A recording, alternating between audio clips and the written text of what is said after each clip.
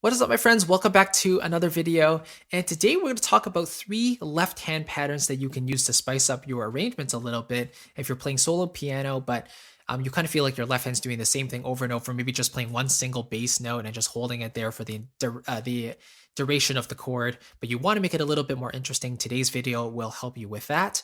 Before we really get into that, though, I want to give you a free guide called Playing with Confidence. And it will basically take you through 5 fundamental concepts that you need to know in order to make sure that your playing piano skills are up to scratch. And if you really practice them, I can guarantee you that you will see improvements right away. So if you're interested in that, definitely click on the link in the description box below. It'll take you straight there where you can download it right away. And without further ado, let's get into the 3 left-hand patterns. The first one is very, very common. It's actually, it was created all the way back in the classical period, and we call this the Alberti bass. So it's great because it creates some movement and it makes the overall arrangement a little bit more interesting. So instead of just playing a regular bass note, what we're doing is we're taking that chord and we're going root, 5th, 3rd, 5th, and then root, 5th, 3rd, 5th, and repeating that over and over again. So let me move it up an octave. Let's say if I was playing a melody in the right hand, and I'll say the chords as I'm doing them. So the 1 chord, let's say we're in C major, 5 chord, 4 chord, 1 chord, 6 chord, 3 chord, 4 chord, 5, 6, 4 to 5, back to 1. See here how I kept all those chords in root position, but it still sounded pretty interesting because I was outlining the chord broken, like I was doing root, 5th, 3rd, 5th. Now, if I add some pedal,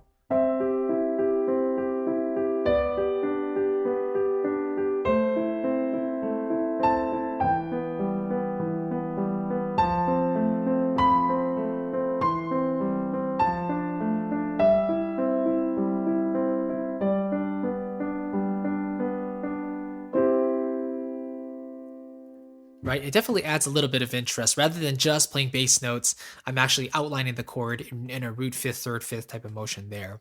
Very, very classical thing to do. Let's talk about the second one, which is opening it up a little bit further and kind of just outlining the root and the 5th. You can alternate those back and forth, so you don't necessarily even need the 3rd in there. So you can go like this.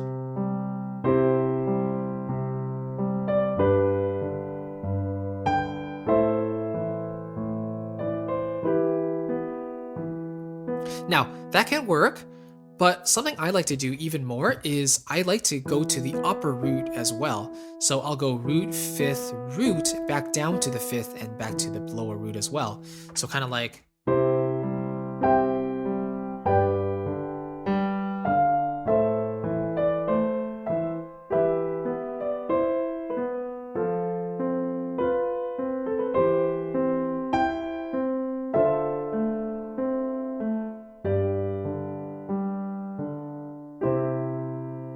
right? So the main difference here is just we're not putting in the 3rd of the chord there, but again, we're extending a little bit farther so we can go root, 5th, and root. You can also do the same thing, but go up to the 3rd, an octave above as well, if your hand is like big enough to do that. So that's an extended position triad.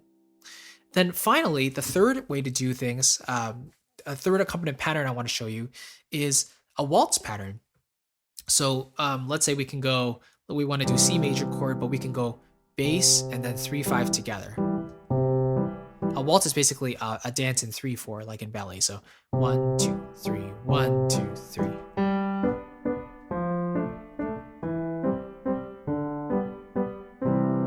So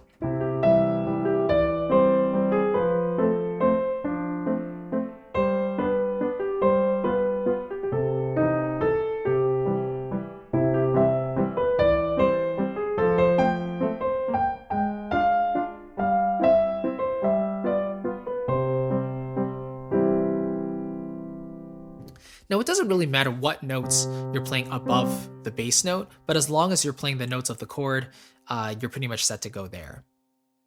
Now, those are basically the 3 patterns. So Alberti bass, just playing root and fifth, maybe going to the upper root before going back down, and then doing the waltz pattern. Those are three very common patterns that you can do, but I would definitely encourage you to come up with your own and have fun with it. The best thing you can do as a pianist is to really create on the spot and make things interesting, because that's the most fulfilling feeling you can have, really, is doing something that's feels original to yourself, and only you can tell whether something feels good to you or not. So I would definitely recommend you just experiment once you get these basic patterns down, and you can go from there and continue to grow as a musician. Anyway, thank you so much for watching. If you are interested in the foundations of the piano playing, I want to give you that free guide, Playing with Confidence. And again, it will go over those 5 fundamental techniques like scales, chords, fingerings, arpeggios, and stuff like that, to really give you a framework of what to practice. If you are just kind of starting out in piano and you want to take your skills to the next level, I want to give that to you absolutely free. Just click the link in the box below and it'll take you straight there. And again, thank you so much for watching. I really appreciate it, and I'll catch you in the next video. Take care, my friend. Bye-bye.